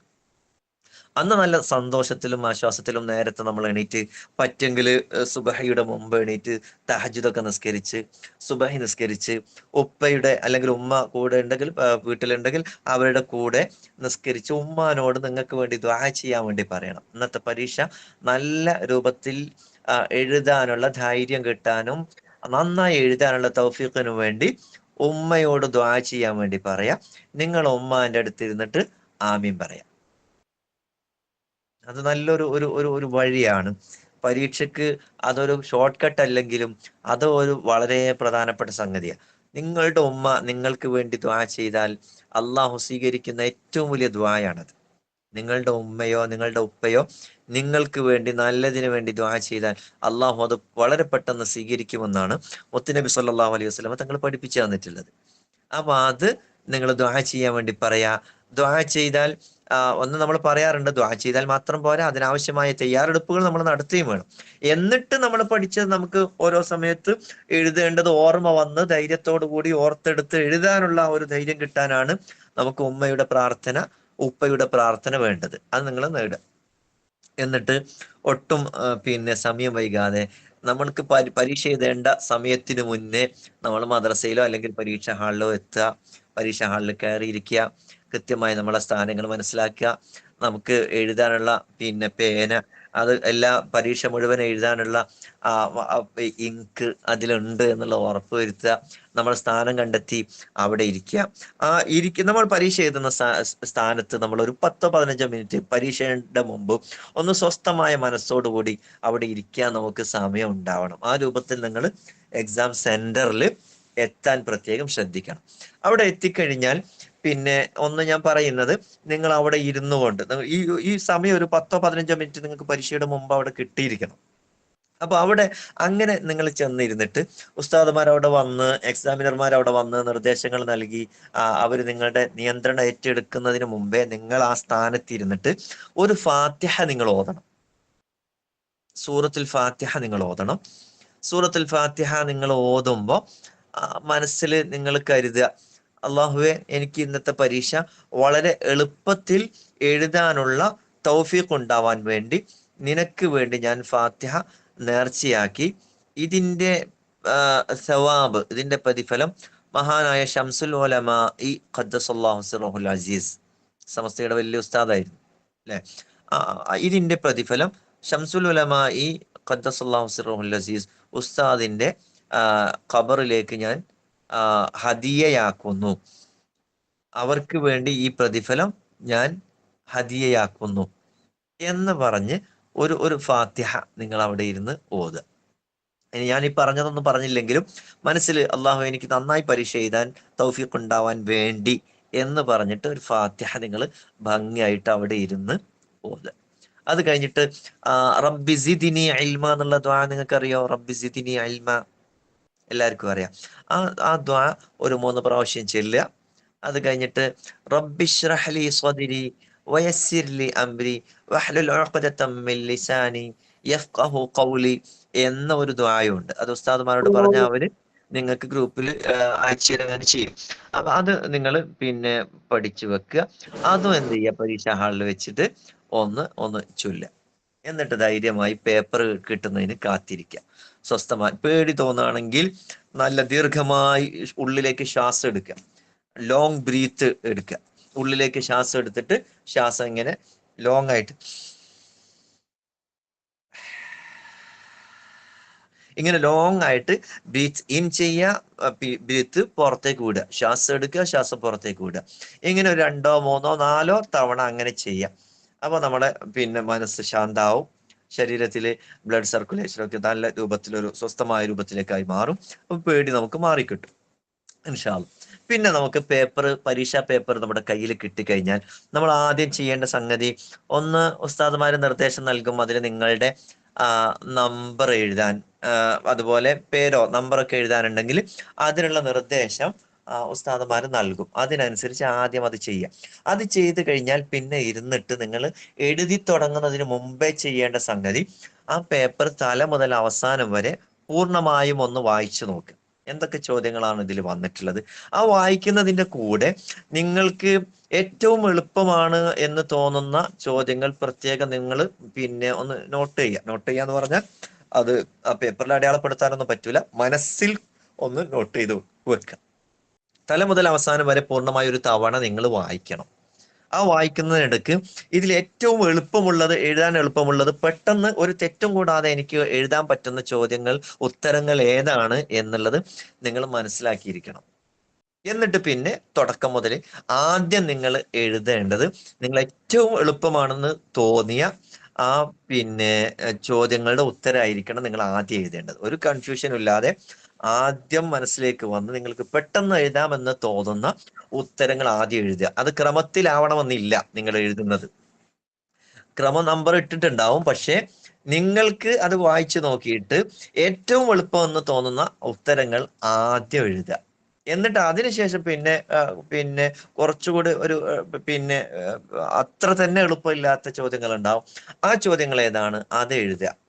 ഏറ്റവും പ്രയാസം അല്ലെങ്കിൽ ആലോചിച്ച് ഓർത്തെടുത്ത് എഴുതേണ്ട സംഗതികൾ നിങ്ങൾ അവസാനമാണ് എഴുതേണ്ടത്. അവസാനം എന്ന് പറഞ്ഞാൽ സമയം തീരാൻ നേരത്ത് എന്നല്ല, നിങ്ങൾ എളുപ്പമുള്ളത് എഴുതി കഴിഞ്ഞിട്ട് പിന്നെ ഏറ്റവും കോംപ്ലക്സ് ആയിട്ട് അല്ല പ്രയാസമാണ് എന്ന് തോന്നുന്ന വിഷയങ്ങൾ എഴുതാൻ വേണ്ടി നിങ്ങൾ സമയം ഉപയോഗപ്പെടുത്താം. അപ്പോൾ കിട്ടുന്ന സമയം പൂർണ്ണമായി ഉപയോഗപ്പെടുത്തുക എന്നുള്ളതാണ്. നിങ്ങളുടെ ശ്രദ്ധ പൂർണ്ണമായി പരീക്ഷയിൽ നിങ്ങൾ എഴുതുന്ന പേപ്പറിലും എഴുതുന്ന സംഗതികളിലും ആവണം. നിങ്ങളുടെ അടുത്ത് അപ്പുറത്ത് വേറെ ആളുണ്ടാവും, മുന്നിൽ വേറെ ആളുണ്ടാവും, പിന്നിൽ വേറെ ആളുണ്ടാവും, പരീക്ഷ എക്സാമിനർ ഉണ്ടാവും, ചിലപ്പോൾ പുറത്തുകൂടെ ആരെങ്കിലും പോകും വരും. ഇതൊന്നും നമ്മുടെ ശ്രദ്ധയിൽ ഉണ്ടാവരുത്. നമ്മൾ അങ്ങോട്ട് ശ്രദ്ധ കൊടുക്കുകയും ചെയ്യരുത്. നമ്മുടെ ശ്രദ്ധ നമ്മുടെ കയ്യിൽ കിട്ടിയ പരീക്ഷാ പേപ്പറും അതിലുള്ള എഴുത്തുമായിരിക്കണം. അതിൽ ശ്രദ്ധ കേന്ദ്രീകരിക്കുക. അങ്ങനെ പൂർണ്ണമായി എഴുതുക. ഈ എഴുതുന്നത് നമ്മൾ നേരത്തെ പറഞ്ഞതുപോലെ പരമാവധി വൃത്തിയിലും ഇത് വായിക്കുന്ന ഉസ്താദുമാർക്ക് അത് പെട്ടെന്ന് വായിച്ചെടുക്കാൻ പറ്റുമെന്ന് നമുക്ക് ഉറപ്പുള്ള രീതിയിലും അത് എഴുതാൻ ശ്രമിക്കുക. അതാണ് നമ്മൾ ചെയ്യാനുള്ള സംഗതി. പിന്നെ അത് എഴുതി കഴിഞ്ഞാൽ, എല്ലാം എഴുതി കഴിഞ്ഞാൽ ഒന്നുകൂടെ നമുക്കത് വായിച്ചു നോക്കാൻ സമയം എടുക്കണം. ഒരിക്കലും ഒരു ഉത്തരം നമുക്ക് കിട്ടാത്തതിന് നമ്മൾ ആലോചിച്ച് സമയം കളയരുത്. നമ്മൾ ഈ എഴുതേണ്ട, ഞാൻ പറഞ്ഞ ഈ പാറ്റേൺ, ഈ ഒരു രീതി നിങ്ങൾ പ്രത്യേകം ശ്രദ്ധിക്കണം. ആ തല മുതൽ അവസാനം വരെ തീർച്ചയായും നിങ്ങൾ ഒരു തവണ വായിച്ചു നോക്കിയിരിക്കണം. എന്നിട്ടേ എഴുതാൻ തുടങ്ങാവും. എന്നിട്ട് ആദ്യം എഴുതേണ്ടത് നിങ്ങൾക്ക് ഏറ്റവും എളുപ്പമെന്ന് തോന്നിയ ഉത്തരങ്ങൾ, അത് കഴിഞ്ഞിട്ട് പിന്നെ എളുപ്പമുള്ളത് പിന്നെ എഴുതുക. ക്രമത്തിൽ ഒന്നാമത്തെ ചോദ്യത്തിന് ഉത്തരം, പിന്നെ രണ്ടാമത്തെ ചോദ്യത്തിന് ഉത്തരം, പിന്നെ മൂന്നാമത്തെ ചോദ്യത്തിന് ഉത്തരം എന്ന ക്രമത്തിൽ തന്നെ എഴുതിക്കൊള്ളണമെന്നില്ല. നിങ്ങൾക്ക് മനസ്സിലായല്ലോ? പിന്നെ നിങ്ങൾക്ക് പ്രയാസമാണെന്ന് തോന്നുന്ന, കൂടുതൽ ആലോചിക്കണം എന്ന് തോന്നുന്ന സംഗതികൾ അവസാനത്തേക്ക് മാറ്റിവെക്കുകയും അത് അവസാന സമയത്ത് ആലോചിച്ച് സമയം എടുത്തുകൊണ്ട് തന്നെ അത് ആലോചിച്ച് എഴുതുകയും ചെയ്യാം. എന്നിട്ട് പരമാവധി നമ്മൾ എഴുതി കഴിഞ്ഞു എന്ന് പൂർണ്ണ വിശ്വാസം വന്നു കഴിഞ്ഞാൽ സമയമുണ്ടെങ്കിൽ വീണ്ടും തല മുതൽ അവസാനം വരെ നമ്മൾ എഴുതിയ പേപ്പർ ഒന്നുകൂടെ വായിച്ചു നോക്കി എഴുതിയതെല്ലാം ക്ലിയർ അല്ലേ എന്നുള്ളത് ഉറപ്പുവരുത്തുക. ഇതാണ് ചെയ്യേണ്ടത്. ഒരിക്കലും പരീക്ഷയിൽ നമ്മൾ പരീക്ഷയിൽ അള്ളാഹുവിന്റെ സഹായം ഉണ്ടാവണം അല്ലേ? അള്ളാഹുവിന്റെ സഹായം ഉണ്ടാവണം. അള്ളാഹുവിന്റെ സഹായം ഉണ്ടാവണമെങ്കിൽ നമ്മൾ ചെയ്യുന്ന സംഗതി നമ്മൾ അള്ളാഹു ഇഷ്ടപ്പെടുന്ന രൂപത്തിലായിരിക്കണം. എന്ന് പറഞ്ഞാൽ അതിൽ വഞ്ചന പാടില്ല, വേറെ ആരെങ്കിലും കോപ്പി ചെയ്യാൻ പാടില്ല, വേറെ ആരെങ്കിലും എഴുതുന്നത് അങ്ങനെ നോക്കി എഴുതാൻ ശ്രമിക്കാൻ പാടില്ല, അതിനുള്ള ശ്രമങ്ങൾ നടത്താൻ പാടില്ല. അങ്ങനെയൊക്കെ ആവുമ്പോൾ അത് അള്ളാഹുവിന് ഇഷ്ടമല്ല. അള്ളാഹുവിന് ഇഷ്ടമില്ലാത്ത അത്തരം സംഗതികൾ ചെയ്യുമ്പോൾ അള്ളാഹുവിന്റെ ഭാഗത്തു നിന്നുള്ള സഹായം നമുക്ക് ഉണ്ടാവില്ല.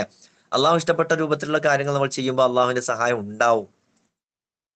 അപ്പോൾ ഈ രൂപത്തിൽ നമ്മൾ പരീക്ഷയ്ക്ക് വേണ്ടിയുള്ള കാര്യങ്ങൾ ചെയ്യുക, എഴുതുക. ഇതൊക്കെയാണ് നമുക്ക് പറയാനുള്ളത്. ഏകദേശം 11:10 ഏറെക്കുറെ കാര്യങ്ങളൊക്കെ ഞാൻ പറഞ്ഞിട്ടുണ്ട് എന്ന് തന്നെയാണ് തോന്നുന്നത്. രക്ഷിതാക്കൾ കൂടെ ഉണ്ടെങ്കിൽ പരമാവധി കുട്ടികൾക്ക് നല്ല വാക്കുകൾ പറഞ്ഞിട്ട് ഈ ദിവസങ്ങളിൽ സന്തോഷം നൽകുക, പ്രോത്സാഹനം നൽകുക. എൻ്റെ പ്രിയപ്പെട്ട കുട്ടികളെ, നിങ്ങളൊക്കെ നല്ല മിടുക്കന്മാരാണ്, നിങ്ങൾ ബ്രൈറ്റ് ആണ്. എന്നെ കേൾക്കുന്ന കുട്ടികൾ, നിങ്ങൾക്ക് നന്നായി പരീക്ഷ എഴുതാൻ കഴിയും. നിങ്ങൾ സ്വന്തത്തോട് ഇത് പറയണം. പരീക്ഷയുടെ അന്ന്, നേരത്തെ ഞാൻ പറയാൻ വിട്ടു ഒരു സംഗതി കൂടി പരീക്ഷയുടെ ആ ദിവസം നിങ്ങൾ വീട്ടില് കണ്ണാടിയുടെ മുന്നിൽ എഴുന്നേറ്റ് നിന്നിട്ട് കണ്ണാടിയിൽ നിങ്ങളുടെ മുഖത്തേക്ക് നോക്കിയിട്ട് നിങ്ങൾ പറയണം, I am okay, I can win the exam. ഞാൻ ഓക്കെ ആണ്, എനിക്ക് നന്നായി പരീക്ഷ എഴുതാൻ കഴിയും എന്ന് നിങ്ങൾ കണ്ണാടിയിൽ നിങ്ങളുടെ മുഖത്ത് നോക്കിയിട്ട് പറയണം. അത് നിങ്ങൾക്ക് മനസ്സിന് ബലം നൽകുന്ന, ധൈര്യം നൽകുന്ന, പേടി കുറക്കുന്ന സംഗതിയാണ്. ഇൻഷാ അല്ലാഹ്. അള്ളാഹു തൗഫീഖ് തരട്ടെ. അപ്പൊ ഈ രൂപത്തിലൊക്കെ നന്നായി പരീക്ഷ വൃത്തിയായി എഴുതുക. ഒരു ദിവസം 2ഉം 3ഉം സമയങ്ങളിലൊക്കെ പരീക്ഷ ഉണ്ടാവും. 2 ദിവസങ്ങളിലായിട്ടാണ് ഒരു പക്ഷെ നമുക്ക് 8 വിഷയങ്ങളിലെ പരീക്ഷ പൂർത്തീകരിക്കേണ്ടത് അല്ലെ? 2 ദിവസങ്ങളിലാണ്. അപ്പൊ അത്രേ എഴുതാനുണ്ടാവും എന്നുള്ളത് കൊണ്ടാണ് അത് അങ്ങനെ ക്രമപ്പെടുത്തിയിട്ടുള്ളത്. അപ്പോൾ ഓരോ സമയത്തെയും പരീക്ഷയും വിഷയങ്ങളും മനസ്സിലാക്കി അതത് സമയത്ത് അതിനു വേണ്ടിയുള്ള പ്രിപ്പറേഷൻ നമ്മൾ നേരത്തെ നടത്തിയിട്ടുണ്ട്. ആ പരീക്ഷയ്ക്ക് പോകുമ്പോൾ നടത്തേണ്ട പ്രിപ്പറേഷനുകൾ നടത്തിയിട്ട് സ്വസ്ഥമായ മനസ്സോടുകൂടി പരീക്ഷയ്ക്ക് പോവുക, പരീക്ഷ എഴുതുക. നല്ല മാർക്കോടുകൂടി നിങ്ങൾ ജയിക്കും ഇൻഷാ അല്ലാഹ്. അള്ളാഹു തൗഫീഖ് തരട്ടെ. ആമീൻ. ഇനി എന്തെങ്കിലും കാര്യങ്ങൾ നിങ്ങൾക്ക് ചോദിക്കാനുണ്ടെങ്കിൽ അത് ചോദിക്കാൻ വേണ്ടി കുറച്ച് സമയം ഉപയോഗപ്പെടുത്തി നമുക്ക് ഇൻഷാ അല്ലാഹ് വൈൻഡ് അപ്പ് ചെയ്യാം. ഉസ്താദേ, ഓക്കെ. ഈ നമ്മള് ബ്രേക്കില് ഫിസിക്കൽ ആക്ടിവിറ്റീസ് ചെയ്യാൻ പറ്റുമോ? കളിക്കുക. നമുക്ക് ക്ഷീണം തോന്നുന്ന കാര്യങ്ങൾ ചെയ്യരുത്. ക്ഷീണം വരുന്ന കാര്യങ്ങൾ ചെയ്യരുത്. ജസ്റ്റ് നമ്മൾ ജസ്റ്റ് ജമ്പ് ചെയ്യുക, അല്ലെങ്കിൽ hands rise down, up and down ചെയ്യുക. അങ്ങനെയുള്ള ജസ്റ്റ് ഒന്നൊരു മൂവ് കിട്ടാനുള്ള, ഒരു എനർജി കിട്ടാനുള്ള രൂപത്തിലുള്ള എന്തെങ്കിലും ചെറിയ ആക്ടിവിറ്റികൾ മാത്രം. കളിക്കാൻ പോവുകയൊക്കെ ചെയ്താൽ നമ്മൾ ക്ഷീണിച്ചു പോകും. അങ്ങനെയുള്ള ആക്ടിവിറ്റി അല്ല ഞാൻ ഉദ്ദേശിച്ചത്. ഒരു 5 മിനിറ്റിനുള്ളിൽ ജസ്റ്റ് ഒന്ന് വാക്ക് ചെയ്യുക, ജസ്റ്റ് ഒന്ന് പുറത്തേക്ക് പോയിട്ടൊന്ന് ഫ്രഷ് എയർ ഒന്ന് ഉള്ളിലേക്ക് ബ്രീത്ത് ചെയ്യുക, ഉള്ളിലേക്ക് എടുക്കുക, ഫ്രഷ് എയർ ഒന്ന് വിൻഡോന്റെ അടുത്ത് പോയി വരിക, അങ്ങനെയുള്ള സംഗതികൾ. പിന്നെ നന്നായി ഈ സമയത്ത് നിങ്ങൾ നന്നായി ഉറങ്ങണം, നന്നായി ഭക്ഷണം കഴിക്കണം, നന്നായി വെള്ളം കുടിക്കണം. പരീക്ഷയുടെ അടുത്തുള്ള ദിവസങ്ങളിലും പരീക്ഷയുടെ ദിവസങ്ങളിലൊക്കെ പ്രത്യേകം ശ്രദ്ധിക്കേണ്ട സംഗതികളാണത്. നന്നായി വെള്ളം കുടിക്കണം. ശരീരത്തിൽ ബ്രെയിന് വർക്ക് ചെയ്യണമെങ്കിൽ നമ്മുടെ ശരീരത്തിൽ ആവശ്യമായ വെള്ളം, ആവശ്യമായ ഭക്ഷണം, ആവശ്യമായ എനർജി ഉണ്ടാവണം, ആവശ്യമായ ഉറക്ക് കിട്ടണം, നന്നായി ഉറങ്ങണം. ഈ കാര്യങ്ങളൊക്കെ കൃത്യത്തിന് നമ്മുടെ ആരോഗ്യത്തിന്, ശരീരത്തിന് ആവശ്യമുള്ള രൂപത്തിൽ നമുക്ക് കിട്ടണം. പരീക്ഷയാണെന്ന് കരുതി നമ്മൾ ഫുൾ ടൈം രാത്രി പിന്നെ ഉറങ്ങേണ്ട സമയത്ത് ഉറക്കം ഇളച്ചിരുന്നിട്ട് നമ്മൾ പഠിച്ചാൽ അതുകൊണ്ട് കാര്യം ഉണ്ടാവില്ല. അപ്പൊ ഉറങ്ങേണ്ട സമയത്ത് ഉറങ്ങണം, പഠിക്കേണ്ട സമയത്ത് പഠിക്കണം, ഭക്ഷണം കഴിക്കേണ്ട സമയത്ത് ഭക്ഷണം കഴിക്കണം, പിന്നെ വെള്ളം നന്നായി കുടിക്കണം. ആ സംഗതികളും കൂടെ ഇതിന്റെ കൂടെ ശ്രദ്ധിക്കണം. വേറെ എന്തെങ്കിലും? മൂന്നാം ക്ലാസ്സിലുള്ള കുട്ടികളുടെ അടുത്തിരിക്കലും 4ാം ക്ലാസ്സിലുള്ള കുട്ടികളുടെ അടുത്തിരിക്കല് എന്ത് കുട്ടികളുടെ അടുത്തുള്ള ഇരിക്കാം? ഇതില് പിന്നെ പൊതുപരീക്ഷക്ക് നിങ്ങൾ പൊതുപരീക്ഷന്റെ അന്ന് പൊതുപരീക്ഷ കുട്ടികൾ മാത്രമേ ഉണ്ടാവുള്ളൂ. പൊതുപരീക്ഷ ഇപ്പൊ 7ാം ക്ലാസ്, 5ാം ക്ലാസ്, 10ാം ക്ലാസ്, +2 ഇവർക്കാണല്ലോ പൊതുപരീക്ഷ ഉള്ളത്. ഇവര് മാത്രമേ അന്ന് ഉണ്ടാവുള്ളൂ. ബാക്കിയുള്ള കുട്ടികൾക്ക് അന്ന് എക്സാം ഉണ്ടാവില്ല. നിങ്ങൾ ഇപ്പൊ കൂടിയവരുണ്ടല്ലോ, എല്ലാവരും മിക്സ് ആയിട്ടാണ് ഇരിക്കുക. എല്ലാവരും മിക്സ് ആയിട്ടാണ് ഇരിക്കുക. നിങ്ങളുടെ പിന്നെ റൈറ്റ് സൈഡിൽ ചിലപ്പോൾ 7th സ്റ്റാൻഡേർഡിലെ സ്റ്റുഡന്റ് ഉണ്ടാവുക, ലെഫ്റ്റ് സൈഡിൽ ചിലപ്പോൾ പിന്നെ 12th പിന്നെ സ്റ്റുഡന്റ് ഉണ്ടാവുക, അല്ലെങ്കിൽ 10th സ്റ്റുഡന്റ് ഉണ്ടാവുക. അങ്ങനെ മിക്സ് ആയിട്ടാണ് ഓരോരുത്തരും ഇരുത്തിയ ഡിസ്റ്റൻസ് ഇട്ടിട്ട്. 4th ഉണ്ടാവും? ഇല്ല, 5th, 7th, 10th, 12th. Questions വായിച്ചു തരാൻ ആളുണ്ടാവോ?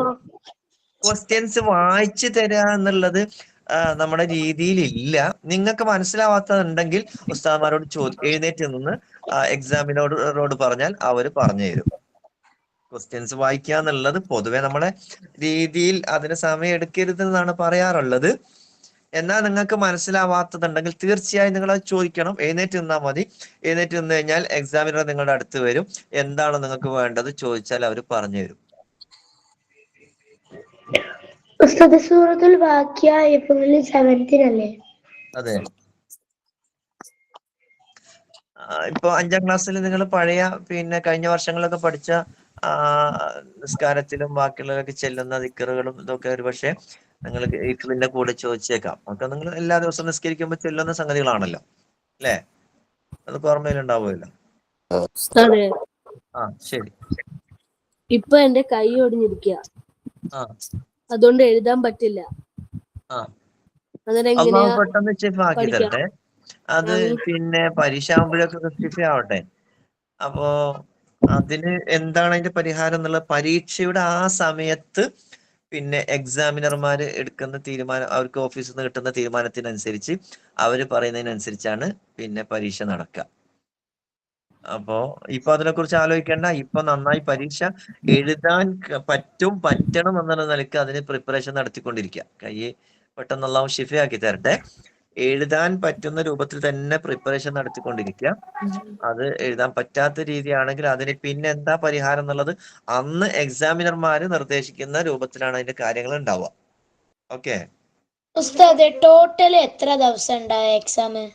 ആകെ 2 ദിവസമേ ഉള്ളൂ. വളരെ പെട്ടെന്ന് ഈസി ആയിട്ട് കടന്നു പോകും. ഒരു ദിവസം 23, 24 ദിവസം. ഒരു ദിവസം എത്ര എക്സാം ഉണ്ടാവുക? ഒരു ദിവസം പിന്നെ ആദ്യത്തെ ദിവസം 2 എക്സാമും, ആദ്യത്തെ ദിവസം 3 ടൈമിലായിട്ട് എക്സാം ഉണ്ടാവും. 3 ടൈമിൽ എന്ന് പറഞ്ഞാൽ 3ാമത്തെ ടൈമിൽ ഖുർആനും ഹിഫ്ളും ആയിരിക്കും. എഴുതേണ്ട എക്സാം 2 പിന്നെ ഖുർആന്റെ എക്സാം, പിന്നെ ബാക്കിയുള്ളത് അടുത്ത ദിവസം. ഇങ്ങനെയാണ് ഉണ്ടാവുക. ഉസ്താദെ, ഒരു സബ്ജക്ട് ഇവിടെ സാറ്റർഡേ ഉണ്ടാവും കേട്ടോ ഖുർആന്. എങ്ങനെ? ഫ്രൈഡേ 2 എക്സാം, സാറ്റർഡേ ഉണ്ടാവുക പിന്നെ ഖുർആൻ എക്സാം. Okay okay okay. അതിന്റെ ടൈം ടേബിള് അവിടെ UAE എങ്ങനെ വന്ന അതിനനുസരിച്ചാണ് ഉണ്ടാവും. ഓക്കെ, ഉസ്താദ് പറഞ്ഞു. ശരി. പിന്നെ ഉസ്താദ് നാട്ടില് പഠിപ്പിച്ചിരുന്ന കോവിഡിന്റെ ടൈമില്? അതെ, ഞാൻ ഓൺലൈൻ ക്ലാസ്സിൽ ഉണ്ടായിരുന്നു. എന്നെ പിന്നെ നേരത്തെ പരിചയമുള്ളവരുണ്ടോ? ഓൺലൈൻ ക്ലാസ്സിൽ കേട്ടിട്ടുണ്ടോ? ഉസ്താദിന്റെ ക്ലാസ്സിലായിരുന്നു. 7ാം ക്ലാസ്സുകാര് കണ്ടിട്ടുണ്ടാവും അല്ലെ? 7ാം ക്ലാസ്സുകാര് 2ാം ക്ലാസ്സിൽ ഖുർആൻ പഠിച്ചത് ഉസ്താദിന്റെ അടുത്തുനിന്നായിരിക്കും കോവിഡ് കാലത്ത്. 5ാം ക്ലാസ്സിൽ തജ്വീദ് ഉണ്ടായിരുന്നു അല്ലെ? ഓക്കെ. ഉസ്താദെ, ഒരു ക്ലാസ്സിൽ വെച്ചിരുന്നു. മിനിറ്റ് ഉണ്ടാകുക. എങ്ങനെ? ഒരു സബ്ജക്ട് എഴുതാൻ എത്ര മിനിറ്റ് ഉണ്ടാകുക? ഒരു സബ്ജക്ട് എഴുതാൻ 2 മണിക്കൂർ ഉണ്ടാവും. ഒരു സബ്ജക്ട് എഴുതാൻ 2 മണിക്കൂർ ഉണ്ടാവും. ഉസ്താദ്, Okay. ആൻസേഴ്സ് എഴുതാനുള്ള സ്പേസ് തീർന്നാലോ? എങ്ങനെ? ആൻസേഴ്സ് എഴുതാനുള്ള സ്പേസ് തീർന്നാലോ? ആൻസേഴ്സ് എഴുതാനുള്ള ഒരു സ്പേസിന് അനുസരിച്ചാണ് അവിടെ സ്പേസ് ഇട്ടുണ്ടാവുക. നിങ്ങൾ അവിടെ വന്നിട്ടുള്ള ഒരു ചോദ്യം ശരിക്കും ആ ക്വസ്റ്റ്യൻ പ്രിപ്പയർ ചെയ്യുന്ന ഉസ്താദുമാർ അവരത് പ്രിപ്പയർ ചെയ്യുമ്പോൾ അത് പിന്നെ ആദ്യം അതിന്റെ ചോദ്യവും ആൻസറും എഴുതിയിട്ട് തന്നെയാണ് പ്രിപ്പയർ ചെയ്യുക. എന്ന് പറഞ്ഞാൽ ആ ചോദ്യത്തിന്റെ ആൻസർ ചെയ്യാനുള്ള ഒരു സ്പേസ് അവിടെ എത്ര വേണം എന്നുള്ളത് കൂടി കണക്കാക്കിയിട്ടാണ് നിങ്ങളുടെ പേപ്പറിൽ അത് സെറ്റ് ചെയ്തിട്ടുണ്ടാവുക. അപ്പോൾ പരമാവധി നിങ്ങൾ ശ്രദ്ധിച്ച് ആ സ്പേസ് പരമാവധി ഉപയോഗപ്പെടുത്തി ചെയ്യാന്നുള്ളതാണ്. ഇനി അഥവാ ഒരു ലൈനിൽ നമ്മൾ കൊടുത്ത അത്രയും സ്പേസിൽ അത് പിന്നെ വന്നില്ലെങ്കിൽ അതിന്റെ താഴ്ഭാഗത്തുള്ള ചെറിയ സ്പേസ് വൃത്തികേടാവാത്ത രൂപത്തിലും വായിക്കുന്ന അല്ലെങ്കിൽ പേപ്പർ നോക്കുന്ന ഉസ്താദുമാർക്ക് അത് വായിച്ചെടുക്കാൻ പറ്റുന്ന രൂപത്തിലും വൃത്തിയിൽ പിന്നെ അത് എഴുതാൻ ശ്രമിക്കുക. പരമാവധി ആ സ്പേസിൽ തന്നെ നമുക്ക് ഒതുക്കാൻ പറ്റും. ഇനി അത് പറ്റിയിട്ടില്ലെങ്കിൽ മാത്രം അതിന്റെ താഴ്ഭാഗത്തുകൂടെ നമ്മൾ അതിന്റെ മാർജിന്റെ പുറത്തേക്ക് പോവാത്ത രൂപത്തിൽ തന്നെ എഴുതാൻ ശ്രമിക്കുക. ഉസ്താദെ, ഓക്കെ, പറയൂ. നമുക്ക് സ്പെല്ലിംഗ് മിസ്റ്റേക്ക് പറ്റിയ ആൻസർ റോങ് ആവോ?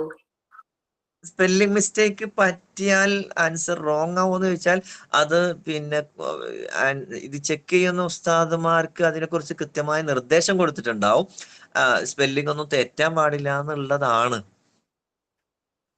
എന്നാലും ഇനിയിപ്പോ ഒരു അക്ഷരമൊക്കെ മാറിപ്പോയി എന്ന് എഴുതിയിട്ട് ചിലപ്പോ അതൊക്കെ പിന്നെ എന്താ പറയാ അഡ്ജസ്റ്റ് ചെയ്തേക്കാം. അതൊക്കെ നോക്കുന്ന ഉസ്താദുമാർക്ക് അനുസരിച്ചാണ്. പക്ഷെ നിങ്ങൾ പരീക്ഷ എഴുതുമ്പോൾ പരീക്ഷയ്ക്ക് വേണ്ടി നിങ്ങൾ പഠിക്കുമ്പോഴും നിങ്ങൾ അതിന് തയ്യാറെടുക്കേണ്ടത് ഒരു അക്ഷരം പോലും മാറാതെ എനിക്ക് ഒരു സ്പെല്ലിംഗ് മിസ്റ്റേക്ക് പോലും ഇല്ലാതെ എല്ലാം എനിക്ക് എഴുതണം എന്നുള്ള ഒരു മനസ്സോടുകൂടി നിങ്ങൾ പഠിക്കുക ഇൻഷാ അല്ലാഹ്. അങ്ങനെ പഠിച്ച് കഴിഞ്ഞിട്ട് പിന്നെ എഴുതുമ്പോൾ ഏതെങ്കിലും ഒരു അക്ഷരമൊക്കെ ഇനിയിപ്പോ മാറിപ്പോയാൽ ചിലപ്പോ അത് വലിയ വിഷയം ആവില്ല എന്നാണ് ഞാൻ മനസ്സിലാക്കുന്നത്. പക്ഷെ പഠിക്കുമ്പോൾ നിങ്ങൾ സ്പെല്ലിംഗ് മാറിപ്പോവാതിരിക്കാൻ ആവശ്യമായ രൂപത്തിലുള്ള പ്രിപ്പറേഷൻ നടത്തണം. യെസ്. സ്പെല്ലിംഗ് മിസ്റ്റേക്ക് ഉണ്ടായ മാർക്ക് കുറയോ? എങ്ങനെ? സ്പെല്ലിംഗ് മിസ്റ്റേക്ക് ഉണ്ടായ മാർക്ക് കുറയോ? സ്പെല്ലിംഗ് മിസ്റ്റേക്ക് ഉണ്ടായാലും മാർക്ക് കുറയുമെന്ന് ചോദിച്ചാല് ചില സ്പെല്ലിംഗ് മിസ്റ്റേക്ക് ചിലപ്പോ ഉത്തരം തന്നെ പിന്നെ മാറ്റിക്കളയും. ചില സ്പെല്ലിംഗ് മിസ്റ്റേക്ക് ഇപ്പോ ഈ മീറ്റിംഗ് കഴിഞ്ഞോ? ഏത്? ഇല്ല കഴിഞ്ഞിട്ടില്ല. ഇത് ലാസ്റ്റ് നിങ്ങൾ സംശയങ്ങൾ ചോദിക്കാനുള്ള സെഷനാ. എന്തെങ്കിലും ആർക്കെങ്കിലും ചോദിക്കാനുണ്ട്? താരീഖിന്റെ ഡേറ്റോളും പേരോളൊക്കെ പഠിക്കാനുള്ള ഒരു ഈസി വേണ്ട? താരീഖിന്റെ പിന്നെ ഡേറ്റുകളും ഇതൊക്കെ ഞാൻ നേരത്തെ പറഞ്ഞല്ലോ. ഒരു ഡയഗ്രാം രൂപത്തിൽ മൈൻഡ് മാപ്പിങ്ങോ അല്ലെങ്കിൽ പദസൂര്യൻ എന്നൊക്കെ പറയും. ആ രൂപത്തിൽ അത് നമ്മൾ ആ ഡേറ്റുകൾ മാത്രം ഇങ്ങനെ ഒന്ന് നമ്മൾ തയ്യാറാക്കാൻ ശ്രമിച്ചാൽ മതി. അത് എഴുതിയ ഒരു ചാർട്ട് പോലെ നമ്മൾ തയ്യാറാക്കിയാൽ അത് നമ്മുടെ മനസ്സിൽ കൂടുതൽ ഓർമ്മയിൽ നിൽക്കും. ഉസ്താദ്, നാട്ടിലും ഇവിടുത്തെ ക്വസ്റ്റ്യൻ പേപ്പർ സെയിം ആണോ? അല്ല, വ്യത്യസ്ത ക്വസ്റ്റ്യൻ പേപ്പറുകളാണ് വരിക. കാരണം നാട്ടിൽ വേറൊരു ദിവസവും വേറൊരു സമയത്തുമാണ് പരീക്ഷ നടക്കുന്നത്. പിന്നെ നിങ്ങൾക്ക് വേറൊരു സമയത്താണ് പരീക്ഷ നടക്കുന്നത്. നാട്ടിൽ തന്നെ ഇപ്പോൾ സ്കൂൾ സിലബസിൽ നടക്കുന്ന വേറെ പരീക്ഷയുണ്ട്. ഇതിനൊക്കെ വ്യത്യസ്ത ക്വസ്റ്റ്യൻ പേപ്പറുകളായിരിക്കും. പിന്നെ ഞാൻ നേരത്തെ ഉസ്താദ് പറഞ്ഞ കൂട്ടത്തില് പിന്നെ വിട്ടുപോയൊരു സംഗതി, നിങ്ങൾക്ക് പഴയ പരീക്ഷയുടെ എക്സാം പേപ്പറുകളൊക്കെ നിങ്ങൾക്ക് കിട്ടും പരമാവധി. ഇപ്പോ ഓൺലൈനിൽ അതിന് വേണ്ടിയുള്ള പ്രത്യേക ഗ്രൂപ്പുകളൊക്കെ ഉണ്ടാവും. നിങ്ങൾ ഉസ്താദന്മാരോട് അന്വേഷിച്ചാൽ അത് കിട്ടും. ആ പേപ്പറുകളൊക്കെ പരമാവധി നിങ്ങൾ പിന്നെ സോൾവ് ചെയ്യാൻ ശ്രമിച്ചു നോക്കുക. അത് വെച്ച് പരീക്ഷ എഴുതി നോക്കുക. അതിലെ ഉത്തരങ്ങളൊക്കെ ഒരു 4 5 6 ക്വസ്റ്റ്യൻ പേപ്പർ നിങ്ങൾ ഇങ്ങനെ ഒന്ന് ചെയ്തു കഴിഞ്ഞാൽ ഏറെക്കുറെ അതിലുള്ള ചോദ്യങ്ങളൊക്കെ തന്നെ അങ്ങോട്ടും മാറിയും തിരിഞ്ഞും ഒക്കെ ആയിരിക്കും എന്ത് ചെയ്യുക വരിക. ഉസ്താദ് ഇത് നമുക്ക് ക്വസ്റ്റ്യൻ പേപ്പറിലെ ആൻസർ എഴുതാന് നല്ലത് ബ്ലാക്ക് ഇങ്ക് ആണോ അല്ലെങ്കിൽ ബ്ലൂവോ? ബ്ലാക്ക് ഇങ്ക് ആണ് ഏറ്റവും നല്ലത്. ബ്ലാക്ക് ഇങ്ക് ആണ് ഏറ്റവും നല്ലത്. ബ്ലാക്കും ബ്ലൂവും രണ്ടും നിങ്ങൾക്ക് ഉപയോഗിക്കുക. അത് രണ്ടും അല്ലാത്ത ഉപയോഗിക്കരുത്. ചില ആളുകൾ പെൻസിലോണ്ടൊക്കെ പരീക്ഷ എഴുതും. അത് പ്രശ്നമാണ്. പെൻസിലോണ്ടൊന്നും പരീക്ഷ എഴുതരുത്. ഓക്കെ. ഉസ്താദ് എക്സാമിന്റെ ശേഷം ഓപ്പൺ ഹൗസ് പോലെ ഉണ്ടാവുക അതോ ഓൺലൈനിൽ മാത്രം അപ്ലോഡ് ആവുക ചെയ്യാ? ഓപ്പൺ ഹൗസ് ഉണ്ടാവില്ല? എങ്ങനെ എനിക്ക് മനസ്സിലായില്ല, എന്താ ചോദിച്ചേ? എക്സാമിന് ശേഷം ഓപ്പൺ ഹൗസ് ഉണ്ടാവോ അതോ ഓൺലൈനിൽ അപ്ലോഡ് ചെയ്യൽ മാത്രമാണോ? അത് ഓൺലൈൻ. പിന്നെ നമ്മൾ ആനുവൽ എക്സാമിന്റെ റിസൾട്ട് ഒക്കെ നമ്മൾ ഓൺലൈനിൽ വരിക ചെയ്യുക. പിന്നെ നിങ്ങളുടെ മദർസ എങ്ങനെയാണ് ഡിസൈഡ് ചെയ്യുന്നത് അതിനനുസരിച്ച് പിന്നെ ഉസ്താദുമാർ നിർദ്ദേശം നൽകും. ഓക്കെ, ഓക്കെ ഉസ്താദ്. ശരി.